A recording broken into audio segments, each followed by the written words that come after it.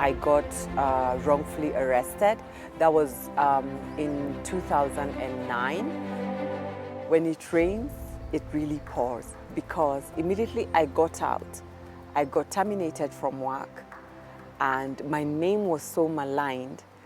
Post-serving my sentence, I eventually got cleared of any wrongdoing, compensated by the government, and still I couldn't find work. So I set up Clean Start, and what Clean Start does, we go into the prisons, we train the women.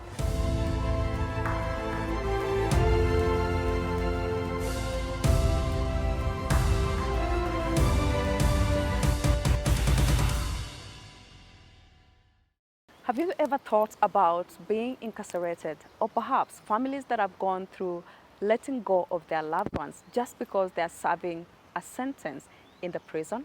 Yes, this Saturday on TRAKTION, I sit down with Teresa Njoroge, the founder of Clean Start, an initiative that is helping ex-convicts start their new life. How are you feeling today? I'm feeling very well, thank you. Yeah, you're welcome to the show. Thank you for making the time. It's my great pleasure. Thanks for having me. Please introduce yourself before we can start this terrific conversation. Thank you. Thank you very much. My name is Teresa Njoroge. I'm the founder and CEO of a social enterprise called Clean Start Africa. And I'm also the convener of the Beyond the Bars Africa Annual Conference, and the patron of what we call Sisters on the Outside. Yeah. Beyond the Bars Africa Conference is what really made me want to have this conversation with you. And I'm happy because from where we sit at, I believe you have a lot of information to share with me. Yes, indeed. And I'd like to take you back to when you are working in the banking industry. And then you were wrongfully convicted, according to what you told me, you shared with me. So I'd like you to talk to me, a bit into that, for the sake of, our viewers who didn't have the opportunity to hear. So true, indeed. Beyond the Bars is a fruit of a long journey. And the beginning of that journey is when I got wrongfully arrested. That was in 2009. And I went through a malicious prosecution because the arresting officer knew that I hadn't committed the crimes, that he was, subjecting me to be persecuted on. What do you mean he knew that you hadn't committed that crime, but he still went ahead? Upon my arrest, he, I had handled a fraudulent transaction unknowingly at the bank where I worked. What happened? So we paid out a client, as was procedurally at the bank. And after we paid the client, after a while, the client came and said, I am not the one who withdrew the funds from my account. And so investigations started. And yes, I did see some people get disciplinary action who were part of the process? Exactly, the approval process. But after some while, it just went quiet. So I always had this question at the back of my mind, what happened? Because I never got to see the final investigation report, because that would then show what the recommendations were post the investigations have been done. But I continued with my work. Even though unclear, you've got this hovering question around you. So this fine day, I report to work, and some officers come to my workplace and they say that they are there to, talk to me. So at that time, I thought it's to unravel what happened, and so that I could contribute further, because I had already gone through my questioning. And I was happy that we'll get to understand, or however, anyway, I'm needed. Even I want closure to know. But there was a turn of events and tone when the arresting officer said to me that he had not come to investigate or to find out any information. He had actually come to arrest me. And I was like, but how can you arrest me yet I did no wrong.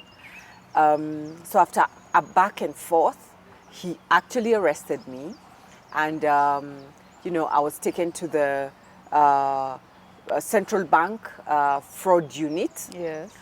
for further interrogation. The arrest process, and at that point, he said to me, "I know that you did not steal and you're innocent. I know that. But I am proceeding with the prosecution. But if you would give me $10,000, that's like $1 million bob, this case will disappear." Stop it. He did. How much of the client's money had been transacted? It was 9.9 million in total. I see. And I said, so how do you know so well that I didn't do any wrong? And you still are going ahead to, First you arrest me, then you're proceeding on. Like, how is this even possible? But at that point, I got locked up at Kileleshwa police station that night. So remember, he picked me from work. Here we are now. He's taken me to be locked up at Kileleshwa police station. And then the following morning, he arraigns me in court. And he asks me as he's taking my fingerprints, do you have 1 million shillings? Yeah, like still persuading you. Yes. So now everything done, then are you spending the night at Kileleshwa police station? So after I was charged in court, and I was now asked to pay bail, which I didn't have at that point. And so I was taken to Langata Women Remand Section. So in the course of that week, I hired a lawyer. I managed to get the bail through my family and friends who supported me. And that's how I got out. But when it rains, it really pours, because immediately I got out, I got terminated from work, and my name was so maligned. I was now the bank manager thief, because that's what the news reported, the bank manager thief. So it was a very tough time. And while all that happened, did you ever come to realize who is it that set you up? I eventually did add one and one together, and realized that there is no way someone would have just walked into the bank, withdrew all that money over a period of time. It's not like he did one transaction. It's not like I was the only one who was involved in processing that payment. I actually had managers who were above me, who were final authorities, who had authorized. That means they saw the whole thing happening. Exactly. Yeah. And the fact that I was singled out to carry the cross on behalf of the bank,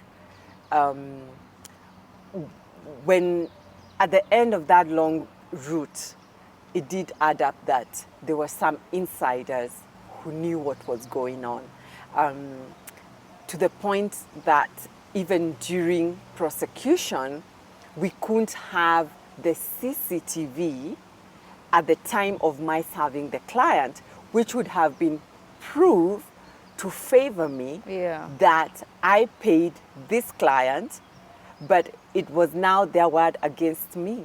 Great. So, and I think, Teresa, what got me to have this conversation with you, even in as much as you went through a traumatizing period, is the fact that you still rose up. Yeah. And, have done many other amazing things. Yeah. Yeah. So tell me about the initiative that you founded. Yes. Yeah, because I'm really interested to know how far you're going and how everything is going about. I tell you, every cloud has a silver lining in it. And I think, believe so. Yeah, our job is to look for that silver lining in that cloud, because tough as the journey was, as you say, I met some amazing ladies. Yeah. At first, that's not what I referred to them. Like any other person, I looked at them as criminals. While you were behind bars? Well, I was behind bars. I was like, I have not done anything wrong. I have come in here and I did not there's nothing that I have done to warrant me being behind bars. You didn't commit that crime Yeah. you're being charged But for. here I was thinking, I am innocent, you are criminals, so judging them.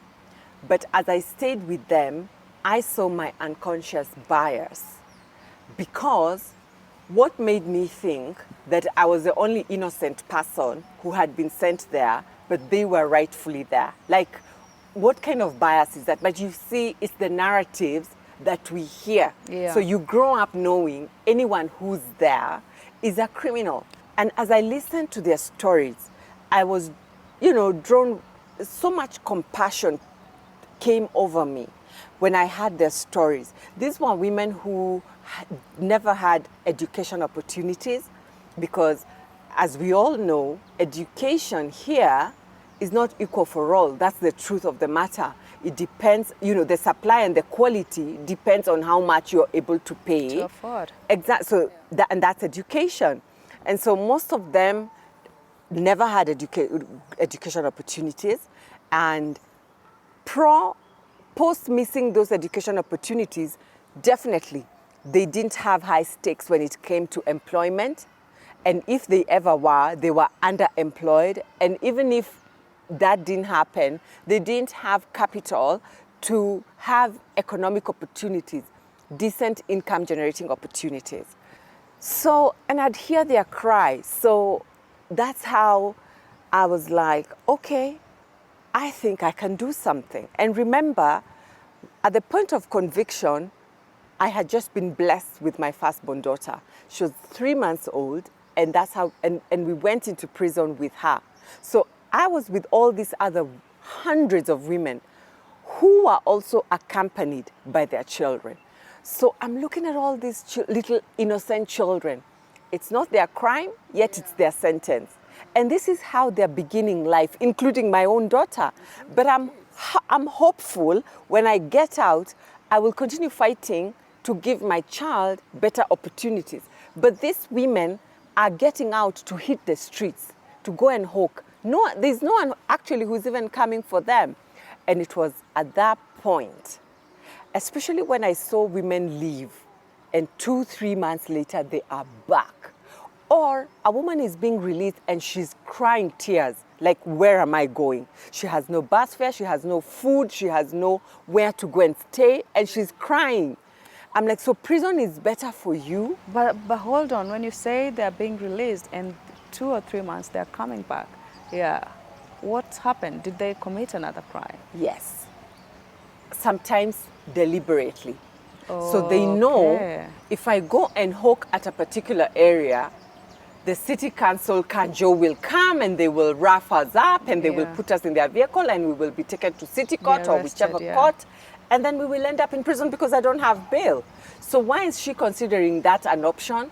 Because when she's sentenced for, even if it's 2 months or whatever amount of months she's sentenced for, she will not stress about food. She will not stress about rent. She will get a break. Food, accommodation, just company. Yeah. That she's not running up and down, cat chase, mouse, whatever game with the city councillor's carries. She's getting a break. It's heartbreaking. It's heartbreaking, but I'm glad that you're here to solve the problem. Because I think that's the gap you saw, and then you decided to come up with that with the Clean Start. Yes. Exactly. So when did you establish Clean Start? So as soon as I got out, I tried a bit to find employment. I didn't, because at that time I was trying to get employment to be able to find some money to then run the initiative, because I didn't have money. But then I never found work. Of course, the tag of being an ex-con was following me just like a shadow. Yeah. No one trusts you. Even though I got cleared, post-serving my sentence, I eventually got cleared of any wrongdoing, compensated by the government, and still I couldn't find work. That tag is very heavy. So when I couldn't find work, and I saw how the women were really, really suffering, so I set up Clean Start. And what Clean Start does, we go into the prisons, we train the women So we've got a 12-week program. It's called the Ufunuo program. Yeah. It's 12 weeks. That's the basic level because it has other levels like advanced, masters. If you want to become a leader, if you want to become a pro bono paralegal, you know, you go through the advanced training. But every woman in prison must take the basic level of Ufunuo. It's 12 weeks. And then upon graduation, you can now join Clean Starts initiatives on the outside because we've set up economic hubs like tailoring centers, bakery centers where, you know, they can come bake, cook. We have some that are in construction, masons, painters. So, you know, if out there you've got a building, these women, we've trained them in construction, carpentry. We've got the green energy space as well where they make charcoal briquettes and the clean energy cooking stoves. Yeah, so we've got all these spaces where they can earn an income that we've set up. So you don't need to leave prison and then go into the streets. You leave prison and you come find a place to work, and then you're able to decently fend for your family. So that Clean Start is giving you, you know, a place to do your baking. Yes. And then how are you getting the income? So we sell the stuff. So, you know, we make the cakes. It's just like any other business. Yes. It's 100% business. So you come. What Clean Start does, because their biggest issue is capital, how to start. So we look for funding and we start those business centers. We invest heavily. So we'll get the equipment, set up the place. You won't need to worry about rent. You just need to bring yourself. Having gone through our program, have the right mindset, right attitude, follow the rules and regulations, and you're good to go. It's a business. So profits are divided, pay for the women, replow back into the business, and keep some for Clean Start to keep going for sustainability. So I'm having this, you know, my term is coming to an end on a Tuesday, you know, of this week. What happens once I set my foot out? To be honest with you, I've been serving, you know, a 10 jail term, you know, 10-year jail term, and I don't have a house, you know, nowhere to sleep, honestly, nowhere to sleep, and, you know, my family is no longer there, or, you know, that whole tag of, you know, she's a convict and, you know, those kind of things, or we don't want to associate ourselves with that. How do you help those kind of people? Because it's not just about job. Exactly. Yeah. That's the reality on the ground. The reality on the ground is that the day the gate opens, you will not have even bus fare, let alone money to get a cab, bus fare, to get into a bus, to take you wherever it is that you want to go. And also remember, the world has changed. So much has happened to the extent that you don't even know where you're going. And in any case, where are you going? You've been behind bars for decades. Yeah. So exactly where is it you're going? So as Clean Start, and that's where the Sisters on the Outside movement comes in. So climb as you lift. So we've supported you as a woman, you've got to pay back to the movement, and that's how the movement keeps going sustainably. The women who already left a while back and they're now working and they're well settled, they are the ones who will come to pick you on the day that you're leaving prison. It's a sisterhood that works. So the day they pick you, in case you don't have anywhere to go on that day, Clean Start has a safe center where you can come and spend some time. We're currently based in Kileleshwa, and the women who completely, they have nowhere to go, they can come to Kileleshwa and spend some time there as we figure out how they're going to rebuild their lives. Yeah. But I must say, the space is not enough, given the numbers of women, because it's not just in Nairobi women are being released. Yeah. So that's an area that we're looking to find more partners and more support to establish safe houses of where these women can go. But currently, the sisterhood has to make it work because we can't allow one of ours to be released and sleep on the outside. And that's why Sisters on the Outside really matters, because we have to be there for one another, because we know what it is like when you leave. The stigma is so high. I was about to ask about the stigma. Thank God you brought it here. It's so high. Some women have literally scorched themselves dead because of stigma. And what most women do is they actually move places. And you know, it's very sad because it's your social ties that help you grounded and anchor you. But you can imagine you've got to move. So like, let's say if you were staying somewhere in Gedurai, you have to move and go all the way, look for Where a place where no one knows you, for you to start afresh. But yes, no one knows you. Yes, they will not stigmatize you because they know you, but equally, they won't help you because they don't know you. So it's harder to begin. So either way, it's really difficult either way. Just before we wrap up, the event that you just convened. Yes.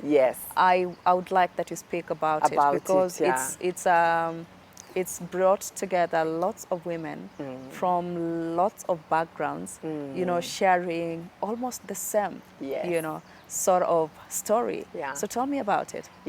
So this fourth Beyond the Bars Africa Conference has been an exciting one, I must say. It's just been phenomenal. So first and foremost, we brought together 400 formerly imprisoned women from across the country. All parts of this nation were here at Kasarani Stadium. And then, in addition to that, we brought a group of 10 formerly imprisoned ladies from New York City who have been doing this kind of work for decades. And the reason why we invited them to come is so that our community can get to learn from them, to strengthen the partnership, the collaboration, and it's not just the learning, it's not just the mentoring, but it's also to strengthen, and to strengthen and pass the message across that if this can be done in the US, we can also do it here, where we support those who are coming out of prisons and give them second chances. We also brought criminal justice actors. The judiciary was very well represented, and we love that they said that those who commit petty offenses and misdemeanors, they will not be being taken to prison. So we love that. We're following up on that. The faith-based organizations were heavily represented because they play a key role in reintegration and destigmatizing those who are coming out of prisons. Of course, civil society, academia, a lot of the universities, criminal justice and law schools were there because they need to learn. So a lot of partnerships and collaborations were in the room just to see how do we ensure that the criminal justice system is not only blind, but as well becomes fair. But most importantly, to remember that it's people and it's family that go through that criminal justice system, and they need to be supported when they leave that system to reintegrate back into society successfully. I was about to ask you to just give a parting shot to people who are wrongfully convicted, you know, for crimes that they didn't commit and that sort of thing. And I think you've touched on that. However, I'd like to know you personally, because I know that you had this 3-month baby while you're getting behind bars. So tell me about your family, Teresa. I'd love to know more, but very briefly, please. So my daughter is now, actually she's just turned 13. Gosh. Oh my goodness me, she's already a my teenager. Regards to her. Thank you so much. She's doing incredibly well. Her name is Oma. In my dialect, that means truth. Because I was praying for truth all through when I was expecting her. And then I have a son who's 10. His name is Uhuru. And I named him Uhuru because I was blessed with Uhuru 2 months after I was declared innocent. Great. So that's me. I'm so happy to hear that, and many thanks for what you're doing. You know, I really honor that, you know, sort of self-initiative. However, there's a lot of, you know, negativity that comes with what you're doing. You know, not to get it wrongly, but not everybody's going to be supporting you. So what sort of challenges have you faced? A lot, as you have said. Yes, please. It takes time. It's a very criminalized space. So people have second thoughts before they associate with you. But I think we've proven ourselves. We've run this organization to a point where it has supported 4,000 women. And it's very clear, these women are not criminals.